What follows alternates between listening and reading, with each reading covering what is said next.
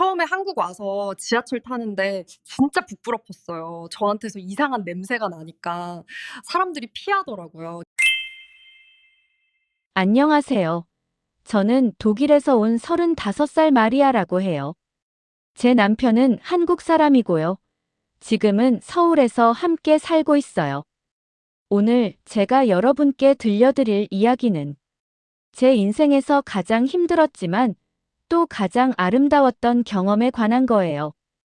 5년 전 베를린의 한 국제 컨퍼런스에서 저는 제 남편 준호를 처음 만났어요. 그는 한국에서 온 소프트웨어 엔지니어였고, 저는 독일 회사에서 마케팅 일을 하고 있었죠. 첫 만남부터 우린 서로에게 끌렸어요. 그의 따뜻한 미소와 배려심 깊은 성격에 전 단번에 마음을 빼앗겼어요.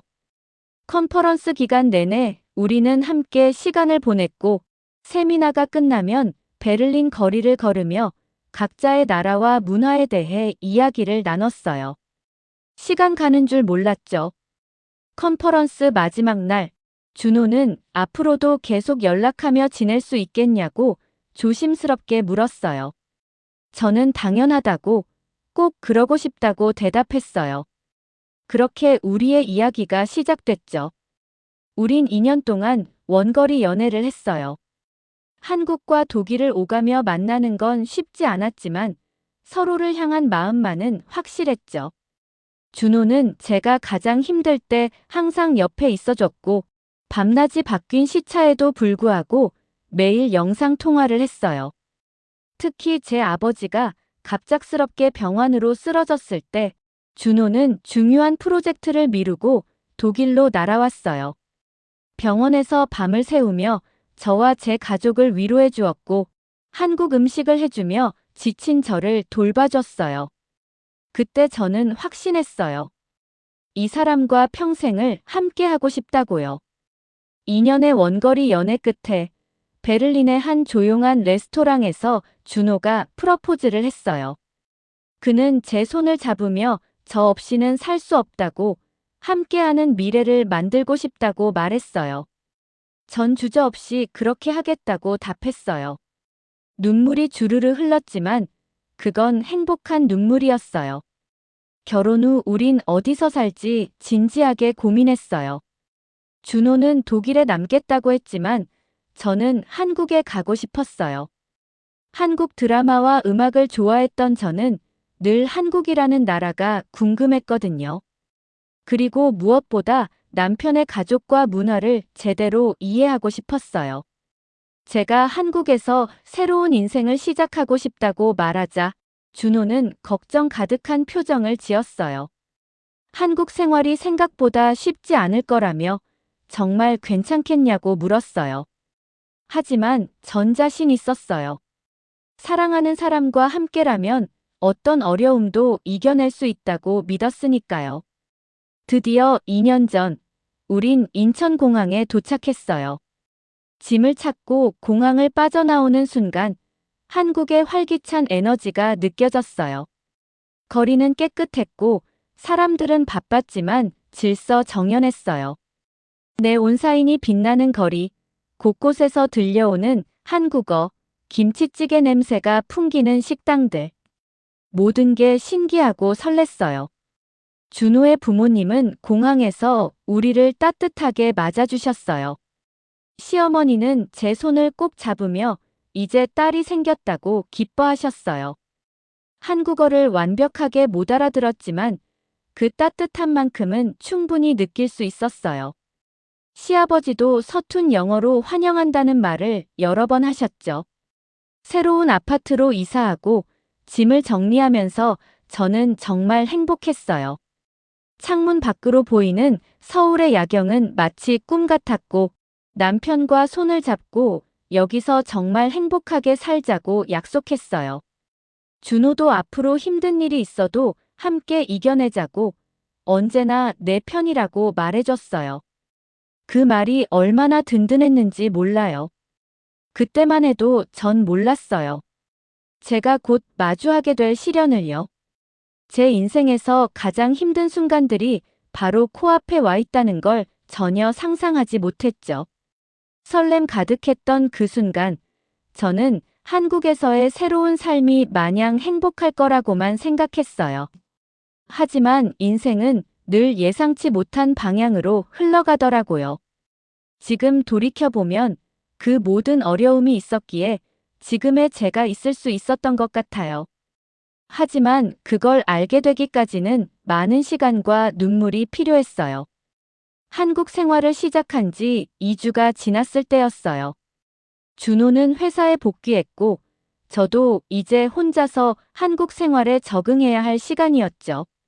한국어 학원에 등록했고, 첫 수업을 들으러 가는 날이었어요. 준호가 출근하면서 지하철 타는 게 어렵지 않을 거라고, 교통카드 찍고 노선만 잘 보면 된다고 알려줬어요. 전 독일에서도 대중교통을 자주 이용했기 때문에 자신 있었어요. 강남역에서 2호선을 탔어요. 아침 8시 반 출근 시간이었죠. 지하철 문이 열리자마자 엄청난 인파가 밀려들었어요. 독일의 지하철보다 훨씬 더 많은 사람들이 작은 공간에 빽빽하게 들어찼어요. 저는 구석 쪽으로 밀려났고 제 양옆으로 한국 사람들이 빼곡하게 서 있었어요. 그때 제가 느낀 거예요. 사람들이 조금씩 저한테서 멀어지려고 하는 것 같은 느낌을요. 처음엔 착각인 줄 알았어요. 그냥 사람들이 각자 편한 자리를 찾는 거라고 생각했죠. 하지만 옆에 서 있던 여자분이 살짝 코를 막고 다른 쪽으로 조금 몸을 돌리는 걸 봤어요. 그 순간 제 심장이 철렁 내려앉았어요. 혹시 제게서 냄새가 나는 건 아닐까 하는 생각이 머릿속을 스쳤어요. 독일에 있을 때는 한 번도 생각해 본 적 없는 문제였어요. 저는 매일 아침 샤워를 하고 데오도란트를 바르고 향수도 뿌리는 사람이었거든요. 하지만 그 순간 지하철 안에서 전 제 자신이 너무 부끄러웠어요. 주변 사람들을 보니까 다들 깨끗하고 좋은 향기가 나는 것 같았어요. 어떤 여학생은 샴푸 냄새가 났고 옆에 직장인은 은은한 비누향이 났어요.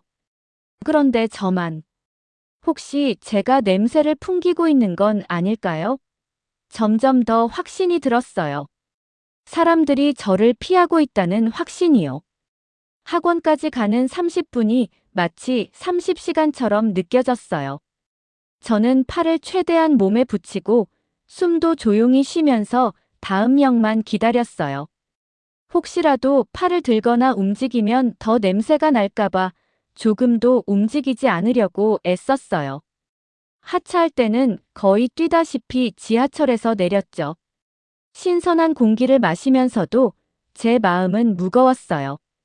한국어 학원 수업 내내 저는 집중할 수가 없었어요. 선생님이 한글 자음과 모음을 설명하는 동안에도 다른 학생들이 자기소개를 하는 동안에도 제 머릿속은 아침의 그 순간으로 가득했어요. 혹시 지금도 냄새가 나는 건 아닐까? 옆에 앉은 학생들도 눈치채는 건 아닐까 하는 불안감에 휩싸였어요. 수업이 끝나고 집으로 돌아오는 길에 저는 다시 지하철을 탈 용기가 나지 않았어요. 택시를 타고 집으로 향했어요. 집에 도착하자마자 욕실로 달려가 거울 앞에 섰어요. 겉으로 보기엔 평범했어요.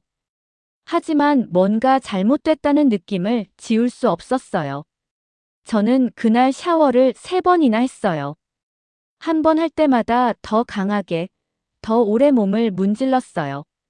스크럽으로 온몸을 박박 닦고 향이 강한 비누로 여러 번 씻었어요. 샤워를 할 때마다 간절히 기도했어요. 제발 냄새가 사라지게 해달라고요. 준호가 퇴근하고 들어왔을 때 전 참지 못하고 그의 품에 안겨 울음을 터뜨렸어요. 오늘 지하철에서 사람들이 저를 피하는 것 같았다고, 제게서 냄새가 나는 것 같다고, 한국 사람들은 다들 좋은 향기가 나는데 왜 저만 이러냐고 울면서 털어놨어요. 준호는 당황한 표정으로 그럴 리 없다고, 제가 괜찮다고, 아무도 그렇게 생각 안 한다고 위로했어요. 하지만 그의 위로는 제 마음을 진정시키기에 충분하지 않았어요. 저는 이미 깊은 상처를 받은 상태였거든요. 그날 밤, 전잠을 거의 이루지 못했어요. 내일도 지하철을 타야 하는데 다시 그런 경험을 하게 되면 어떡하지? 한국에 온 걸 후회하기 시작했어요. 제가 너무 순진했던 걸까요? 사랑만으로는 모든 게 해결되지 않는다는 걸 그날 처음으로 깨달았어요. 침대에 누워 천장을 바라보며 생각했어요. 정말 여기서 계속 살 수 있을까? 매일 이런 두려움을 안고 살아야 하는 걸까? 그 지하철 사건 이후로 제 일상은 완전히 바뀌어 버렸어요. 매일 아침 외출 준비를 하는 게 전쟁이었어요. 샤워를 한 번이 아니라 두 번씩 했고, 데오도란트를 겨드랑이뿐만 아니라 온몸에 발랐어요. 향수는 세 군데 이상 뿌렸고, 옷도 방금 세탁한 것만 입었어요. 그래도 불안했어요. 혹시 또 냄새가 나면 어떡하나 하는 생각에 집을 나서기가 두려웠어요. 옷을 고르는 것도 신중해졌어요. 여름이었지만 저는 항상 긴팔 옷을 선택했어요. 반팔을 입으면 팔을 들 때 겨드랑이가 노출될까봐 걱정됐거든요. 카디건이나 얇은 재킷을 항상 챙겼어요. 더워서 땀이 나도 벗을 수 없었어요. 한국어 학원에서 친구들을 사귀기 시작했어요. 중국에서 온 리나, 베트남에서 온 투이, 그리고 미국에서 온 제시카. 다들 좋은 사람들이었고 저를 친절하게 대해줬어요. 점심시간에 함께 밥을 먹고 수업 후에 카페에 가서 수다를 떨었죠. 하지만 전 항상 그들과 일정한 거리를 유지하려고 했어요. 너무 가까이 앉지 않으려고 했고 팔을 올리는 동작도 최대한 피했어요. 여름이었는데도 저는 항상 긴팔 옷을 입었어요. 에어컨이 빵빵하게 나오는 카페에서도 가디건을 벗지 않았죠. 친구들이 덥지 않냐고 물으면 저는 원래 추위를 잘 탄다고 둘러댔어요. 어느 날 리나가 이상하다는 듯이 물었어요. 한국 여름이 정말 덥다는 걸 알 텐데 왜 계속 긴팔을 입고 가디건까지 걸치냐고요. 전 억지로 웃으며 자신은 추위를 잘 탄다고 대답했어요. 하지만 사실은 제 몸에서 나는 냄새를 다른 사람들이 맡을까봐 두려웠던 거예요. 친구들과 함께 있어도 편하게 있을 수가 없었어요. 준호는 주말마다 저를 밖으로 데리고 나가려고 했어요. 친구들을 소개시켜주고 싶다고, 한국의 아름다운 곳들을 보여주고 싶다고 했죠. 하지만 전 자꾸 핑계를 댔어요. 오늘은 좀 피곤하다고, 날씨가 너무 덥다고, 다음에 가자고 미뤘어요. 준호는 처음엔 이해해주는 듯 했지만 점점 걱정하는 표정이 역력했어요. 뭔가 잘못됐다는 걸 눈치챈 거죠. 정말 힘들었던 건 준호 부모님 댁에 가는 날이었어요.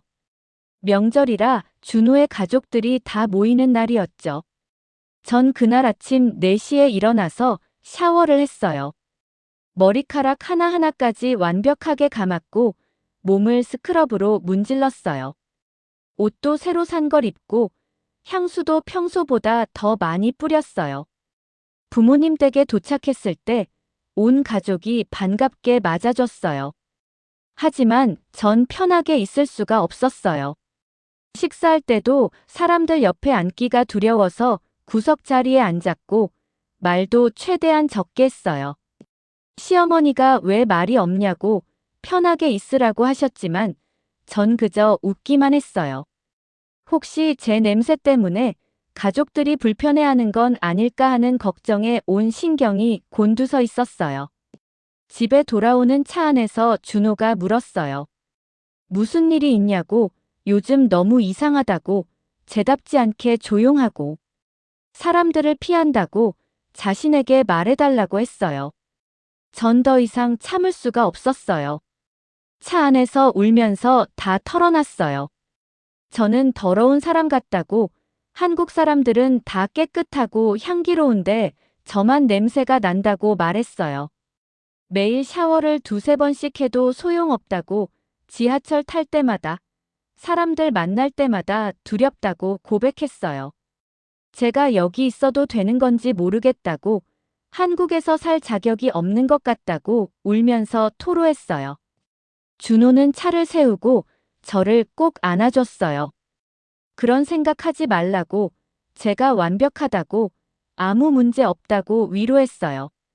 하지만 그의 위로도 제 마음속 깊은 상처를 치유하기엔 부족했어요. 전 점점 더 깊은 우울 속으로 빠져들고 있었어요. 한국에 온 걸 후회했고, 제 자신이 너무 싫었어요. 집에 돌아와서도 거울을 보며 한참을 울었어요. 왜 저는 이럴까? 왜 저만 다를까 하는 생각에 마음이 무너졌어요.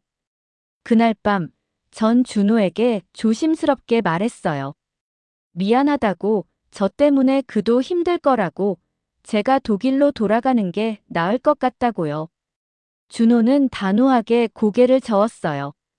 절대 안 된다고, 우리 함께 이 문제를 해결할 거라고, 꼭 방법을 찾을 거라고 약속했어요. 그의 눈에도 눈물이 맺혀 있었어요. 그날 밤 이후로 준호는 달라졌어요. 저는 몰랐는데 그는 매일 밤 제가 잠든 후에 컴퓨터 앞에 앉아서 뭔가를 열심히 찾아보고 있었대요. 회사 점심시간에도 핸드폰으로 자료를 검색하고 심지어 병원 의사 친구들한테까지 연락해서 물어봤다고 해요. 제가 겪고 있는 문제를 해결하기 위해 밤낮으로 연구하고 있었던 거죠. 일주일쯤 지났을 때 준호가 퇴근하자마자 저를 소파에 앉혔어요. 그의 표정이 진지했지만 눈빛은 희망으로 가득했어요. 꼭 보여주고 싶은 게 있다고 했어요. 준호는 노트북을 펼치더니 여러 논문과 기사들을 보여줬어요. ABCC11이라는 유전자가 있는데 이 유전자가 사람의 체취를 결정하는데 중요한 역할을 한다고 설명했어요. 처음엔 무슨 말인지 잘 이해가 안 갔어요. 하지만 준호는 차근차근 설명해줬어요. 동아시아 사람들의 80%에서 95%는 이 유전자가 변이되어 있어서 겨드랑이 땀샘이 거의 활동을 안 한다고 했어요.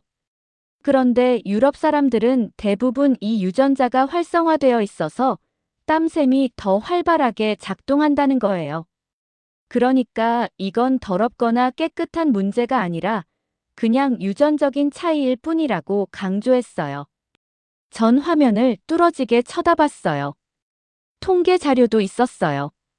한국인의 90% 이상이 거의 채취가 없는 유전자를 가지고 있지만 유럽인은 그 반대라는 내용이었죠.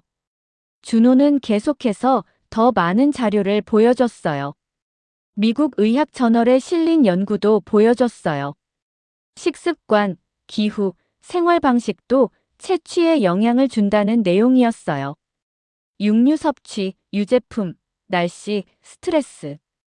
이 모든 게 복합적으로 작용한다는 거였어요. 저는 그제야 조금씩 이해가 되기 시작했어요. 제가 더럽거나 잘못된 게 아니라 그저 태어날 때부터 가지고 있던 유전자의 차이였던 거예요. 마치 눈 색깔이나 머리 색깔이 다른 것처럼 말이에요. 준호가 제 손을 꼭 잡으며 말했어요. 제가 잘못한 게 하나도 없다고, 이건 그냥 태어난 대로라고 했어요. 자신이 검은 머리를 가지고 태어난 것처럼 이건 바꿀 필요도 없고 부끄러워할 필요는 더더욱 없다고 위로해줬어요. 처음으로 제 눈에서 기쁨의 눈물이 흘렀어요. 몇 주 동안 저를 짓눌렀던 죄책감과 수치심이 조금씩 가벼워지는 걸 느꼈어요. 그럼 제가 정상이냐고 물었을 때 준호는 웃으며 고개를 끄덕였어요. 당연히 정상이라고, 완벽하게 정상이라고 했어요. 다만 한국이라는 환경에서는 저 같은 유전자를 가진 사람이 드물 뿐이라고 설명해줬어요. 하지만 동시에 현실적인 걱정도 들었어요. 그럼 저는 계속 한국에서 이렇게 살아야 하냐고 물었어요. 사람들을 피하고 움츠러들면서요. 준호는 잠시 생각하더니 말했어요. 방법을 찾을 수 있을 거라고. 의학적 치료도 있고 생활 습관을 바꾸는 방법도 있다고 했어요. 그리고 무엇보다 준호가 제 두 손을 꼭 잡았어요. 자신은 제 모든 걸 사랑한다고 했어요. 냄새든 향기든 땀이든 상관없다고요. 자신은 항상 제 편이라고, 우리 함께 이걸 해결해 나가자고, 제가 혼자가 아니라고 말해줬어요. 그날 밤, 전 오랜만에 편안하게 잠들 수 있었어요. 여전히 한국 생활이 쉽지는 않았지만, 적어도 제가 왜 이런 어려움을 겪는지 이해하게 됐어요. 그리고 무엇보다 사랑하는 사람이 저를 있는 그대로 받아들여준다는 사실에 큰 위안을 얻었어요. 준호는 그 후로도 계속 자료를 찾아봤어요. 식이요법, 프로바이오틱스, 특별한 비누와 데오도란트. 할 수 있는 모든 방법을 연구했죠. 그의 사랑과 헌신이 저를 다시 일으켜 세웠어요. 그래, 포기하지 말자. 방법은 있을 거야 하는 희망이 생겼어요. 한국에 온 지 3개월쯤 지났을 때였어요. 그날 아침, 평소처럼 샤워를 하고 나왔는데 뭔가 달랐어요. 거울 앞에 서서 팔을 들어 올렸는데 평소처럼 걱정되는 냄새가 거의 느껴지지 않는 거예요. 착각인가 싶어서 다시 한번 확인해 봤어요. 정말이었어요. 준호를 급하게 불렀어요. 이리 와서 냄새 좀 맡아보라고 했어요. 준호는 웃으면서 다가왔어요. 뭐냐고 물으며 제 겨드랑이 쪽으로 얼굴을 가까이 대더니 놀란 표정을 지었어요. 정말 거의 안 난다고 확인해줬어요. 우린 둘 다 믿을 수가 없었어요. 그동안 제가 매일 두세 번씩 샤워하고 온갖 데오도란트를 발랐는데도 여전히 불안했거든요. 그런데 갑자기 왜 이렇게 변한 걸까요? 그날부터 저는 매일 제 변화를 관찰했어요. 정말 신기하게도 날이 갈수록 체취가 약해지고 있었어요. 2주 후에는 샤워를 하루에 한 번만 해도 괜찮을 정도였고, 한 달 후에는 데오도란트도 가끔씩만 사용해도 충분했어요. 준호와 저는 대체 왜 이런 변화가 생긴 건지 궁금해서 또다시 자료를 찾아봤어요. 그리고 몇 가지 가능성을 발견했어요. 첫 번째는 식습관의 변화였어요. 독일에서는 육류와 유제품을 정말 많이 먹었거든요. 소시지, 치즈, 우유, 요거트. 거의 매일 먹었죠. 그런데 한국에 와서는 김치, 된장찌개, 나물, 쌈, 채소 위주의 식단으로 바뀌었어요. 준호 어머니가 만들어주신 집밥을 먹으면서 자연스럽게 한식에 적응했던 거예요. 발효식품도 많이 먹게 됐고요. 두 번째는 기후였어요. 독일의 건조한 날씨와 달리 한국의 습한 기후가 제 피부와 몸에 영향을 준 것 같았어요. 그리고 한국의 깨끗한 물도 한몫했을 거예요. 매일 마시는 물의 성분이 다르니까요. 세 번째는 생활 습관이었어요. 한국에 와서 저는 거의 매일 사우나에 갔어요. 찜질방 문화가 너무 좋았거든요. 땀을 흘리고 때를 밀고 몸을 깨끗이 하는 한국의 목욕 문화가 제 몸에 긍정적인 영향을 준 것 같았어요. 독일에서는 샤워만 간단히 했었는데 한국에서는 목욕 문화 자체가 달랐어요. 가장 중요한 건 스트레스가 줄어들었다는 거였어요. 준호와 함께 문제의 원인을 이해하고 나니까 더 이상 제 자신을 혐오하지 않게 됐어요. 마음이 편해지니까 몸도 따라서 변하는 것 같았어요. 스트레스와 체취가 밀접한 관련이 있다는 연구 결과도 있더라고요. 4개월째 되던 날, 저는 용기를 내서 지하철을 다시 탔어요. 그 충격적인 첫 경험 이후로 거의 지하철을 피해 다녔었거든요. 심장이 두근거렸지만 이번엔 달랐어요. 사람들 사이에 서 있어도 불안하지 않았어요. 아무도 저를 피하지 않았고, 저도 더 이상 구석에 숨지 않았어요. 평범하게 출근하는 사람들 사이에서 저도 그냥 평범한 한 사람이었어요. 학원 친구들과 만났을 때도 달라졌어요. 리나가 제게 말했어요.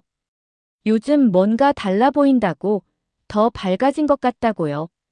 제시카도 맞다고, 예전엔 항상 긴장한 것 같더니 이제 편해 보인다고 했죠. 투이도 웃으며 정말 그렇다고 동의했어요. 저는 친구들에게 제 이야기를 조심스럽게 털어놨어요.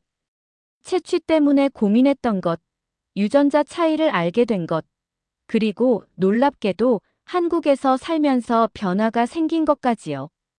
친구들은 진지하게 들어주었고, 제시카는 사실 자신도 비슷한 고민이 있었다고 공감해줬어요. 자신도 미국에서 한국 왔을 때 비슷한 경험을 했다고, 하지만 시간이 지나면서 적응됐다고 말해줬어요. 가장 기뻤던 순간은 시어머니 댁에 갔을 때였어요. 이번에는 자신 있게 가족들 사이에 앉아서 이야기를 나눴어요. 시어머니가 제 손을 잡으시며 말씀하셨어요. 제가 한국 생활 잘 적응하는 것 같아서 정말 기쁘다고요. 우리 딸이 이제 완전히 가족이 됐다고요. 그 말을 듣는 순간 눈물이 핑 돌았어요. 하지만 이번엔 행복한 눈물이었어요. 집에 돌아오는 길에 준호에게 말했어요. 이게 정말 제가 맞냐고, 이게 꿈은 아니냐고 물었어요. 준호는 웃으며 제 손을 꼭 잡았어요. 꿈이 아니라고, 한국이 저를 받아들인 거라고 말해줬어요. 아니, 더 정확히는 제가 한국을 받아들인 거라고 했어요. 그로부터 1년이 지났어요. 지금의 저는 완전히 다른 사람이 됐어요. 더 이상 지하철을 두려워하지 않고 사람들을 만나는 것도 즐거워요. 한국어도 많이 늘어서 이제는 시어머니와 전화로 긴 대화도 할 수 있어요. 제 변화에 대해 SNS에 글을 올렸어요. 한국이 저를 바꿨다는 제목으로요. 제 솔직한 이야기를 올렸더니 생각보다 많은 반응이 왔어요. 특히 저와 비슷한 고민을 가진 외국인 여성들이 많았어요. 캐나다에서 온 한 여성은 댓글로 자신도 똑같은 고민을 하고 있었다고, 제 글을 보고 용기를 얻었다고 했어요. 프랑스에서 온 다른 분은 자신은 일본에 사는데 비슷한 경험을 했다고, 이제 괜찮아졌지만 처음엔 정말 힘들었다고 공감해줬어요. 호주에서 온 분은 한국에 올 예정인데 미리 이런 이야기를 알게 돼서 감사하다고 했어요. 제 이야기가 조금이나마 다른 사람들에게 도움이 된다는 게 너무 뿌듯했어요. 그래서 더 자세한 내용들을 블로그에 정리하기 시작했어요.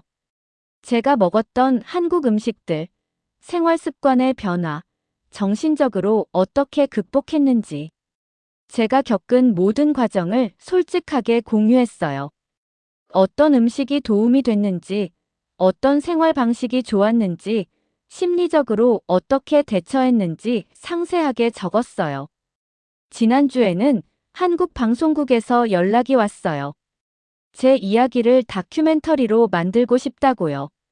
처음엔 망설였어요. 이렇게 개인적이고 민감한 이야기를 방송에 내보내는 게 부끄러웠거든요. 하지만 준호가 말했어요. 제 용기 있는 이야기가 더 많은 사람들에게 희망을 줄 수 있다고요. 같은 고민을 하는 사람들에게 도움이 될 거라고 격려해줬어요. 그래서 촬영에 동의했어요. 카메라 앞에서 제 이야기를 할 때 처음에는 떨렸지만 점점 편해졌어요. 제가 울었던 지하철역도 다시 갔고 학원 친구들과의 인터뷰도 찍었어요. 시어머니도 출연하셔서 말씀하셨어요. 처음엔 마리아가 적응 못할까봐 걱정했는데 이제는 우리 가족의 소중한 딸이 됐다고요. 며느리가 아니라 진짜 딸 같다고 하시며 눈물을 보이셨어요. 방송이 나간 후 정말 많은 분들이 응원의 메시지를 보내주셨어요. 한국 분들도 외국인들이 한국에서 이런 고민을 하는지 몰랐다고 더 이해하고 배려하겠다고 해주셨고요. 외국인 분들도 자신만 그런 게 아니었다며 용기를 주셔서 감사하다고 했어요. SNS로 수백 개의 메시지가 왔어요. 한국 사람들 중에서도 같은 고민을 하는 분들이 계시더라고요. 한국인 중에서도 10% 정도는 저와 같은 유전자를 가지고 있다는 걸 알게 됐어요. 지금 저는 한국 회사에서 일하고 있어요. 마케팅 일을 하면서 한국과 유럽의 문화를 연결하는 프로젝트를 진행하고 있죠. 회사 동료들은 제 이야기를 알고 있고 모두들 따뜻하게 대해줘요. 더 이상 저는 외국인이라는 이유로 또는 다르다는 이유로 주눅 들지 않아요. 당당하게 제 자신으로 살아가고 있어요. 준호와는 여전히 사랑하며 잘 살고 있어요. 우리는 곧 아기를 가질 계획이에요. 우리 아이가 어떤 유전자를 가지고 태어날지는 모르겠지만 한 가지는 확실해요. 우리는 아이에게 다름을 부끄러워하지 않고 자신을 사랑하는 법을 가르쳐 줄 거예요. 모든 사람은 다르고 그 다름이 아름답다는 것을 알려줄 거예요. 지난주 일요일, 준호와 함께 한강을 걸었어요. 저는 반팔 티셔츠를 입고 자유롭게 팔을 흔들며 걸었어요. 햇살이 따뜻했고 바람이 기분 좋았어요. 자전거를 타는 사람들, 피크닉을 즐기는 가족들, 강아지를 산책시키는 사람들. 모두가 행복해 보였고 저도 그들 중 한 명이었어요. 준호가 물었어요. 행복하냐고요? 저는 웃으며 대답했어요. 네, 정말 행복하다고요. 한국에 처음 왔을 때 저는 두렵고 불안했어요. 제가 여기 있어도 되는 건지, 받아들여질 수 있는지 확신이 없었죠. 하지만 지금은 알아요. 한국은 저를 바꾼 나라가 아니라 제가 진짜 저 자신을 찾을 수 있게 해준 나라예요. 물론 몸의 변화도 있었지만 더 중요한 건 마음의 변화였어요. 저 자신을 있는 그대로 받아들이고 사랑하게 된 거죠. 여러분께 전하고 싶은 말이 있어요. 만약 당신이 지금 어떤 이유로든 자신이 다르다고 느껴서 고민하고 있다면 부디 포기하지 마세요. 변화는 기적처럼 찾아올 수도 있지만 대부분은 작은 노력들이 쌓여서 만들어지는 거예요. 그리고 무엇보다 당신을 있는 그대로 사랑해주는 사람이 옆에 있다면 어떤 어려움도 이겨낼 수 있어요. 한국에서의 제 이야기는 계속될 거예요. 앞으로도 어려움이 있겠지만 전 더 이상 두렵지 않아요. 왜냐하면 저는 이제 알거든요. 진정한 아름다움은 향기나 외모가 아니라 자신을 사랑하고 받아들이는 용기에서 나온다는 걸요. 그리고 누군가를 진심으로 사랑한다면 그 사람의 모든 것을 받아들일 수 있다는 것도요. 한국, 그리고 제 남편 준호에게 진심으로 감사해요. 여러분 덕분에 저는 새로운 제 자신을 발견했어요. 감사합니다.